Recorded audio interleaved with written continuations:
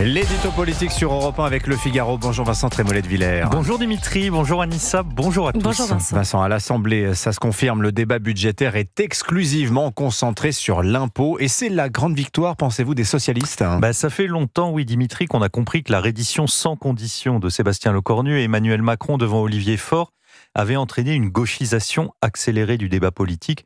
Mais alors chaque jour, on franchit un nouveau seuil. Et cette gauchisation n'est pas seulement économique. Le nouveau ministre de l'Intérieur a lui aussi rendu les armes devant l'Algérie. Et quand il évoque l'immigration illégale, c'est pour prendre garde, je le cite, à ne pas avoir de mots blessants. Bon, et sur le plan fiscal, oui, c'est carton plein sur les socialistes. La notion même d'économie a disparu. Je vous rappelle les chiffres de la dépense publique, 1700 milliards, dont 900 milliards de transferts sociaux et 500 milliards de fonctionnement administratif. Mais l'urgence, apparemment, c'est protéger, quoi qu'il en coûte, l'État social et les retraités. Qui va payer les conséquences de ce que Nicolas Bavrez appelle cette destruction destructrice ?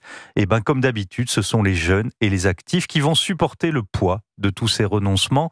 Et si par leur travail acharné, leur audace, leur ingéniosité, ils ont le bonheur de réussir, l'État se chargera de ponctionner leur entreprise comme une réserve à disposition. Il poursuivra aussi le succès jusque dans les moindres détails de la vie privée, la maison, l'assurance vie, les tableaux, les bijoux.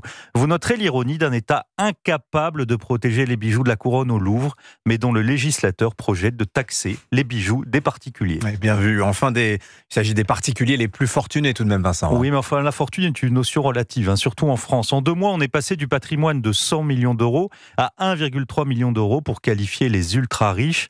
Personne n'échappe au ruissellement fiscal. La politique publique est tout entière concentrée sur la névrose du prélèvement. Cette pratique fiscale de l'injustice devrait révolter tous les Français attachés à la liberté. Mais cette passion de la liberté, on la cherche à l'Assemblée sans la trouver. Et on se sent un peu seul, Dimitri.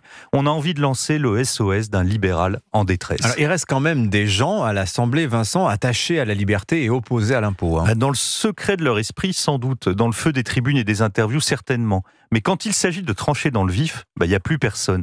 Les LR de Laurent Wauquiez, accrochés à la stabilité, luttent contre les hausses d'impôts. Mais ils ont refusé de censurer un gouvernement sous la tutelle du PS.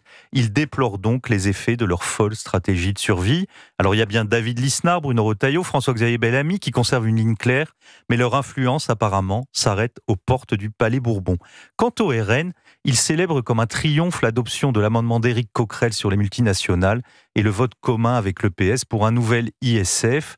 Éric Ciotti qui regarde avec envie la tronçonneuse de Javier Milei et par le jeu des alliances, pour le moment, condamné au sécateur. Mais le RN doit aussi ménager son électorat populaire. Et vous pensez que cet électorat va sortir de son insécurité économique, culturelle et physique grâce à l'impôt sur la fortune? Le parti de Jordan Bardella, qui revendique une filiation gaulliste et cite comme modèle la campagne de Nicolas Sarkozy en 2007, a tort de se placer économiquement dans le sillage de François Mitterrand. En fait, tous les partis s'ajustent à la politique des petits pas revendiquée par Sébastien Lecornu, c'est-à-dire une politique au jour le jour, sans vision, sans ambition, autre que la combinaison du moment. Le poison du court-termisme atteint aussi les forces d'alternance. Et c'est pour cela que les positions actuelles, même puissantes, sont fragiles. Le ras-le-bol du pouvoir en place est généralisé, mais on cherche désespérément qui saura se hisser à la hauteur de cette crise historique. L'édito politique sur Europe 1. Merci Vincent Trémollet de Villers.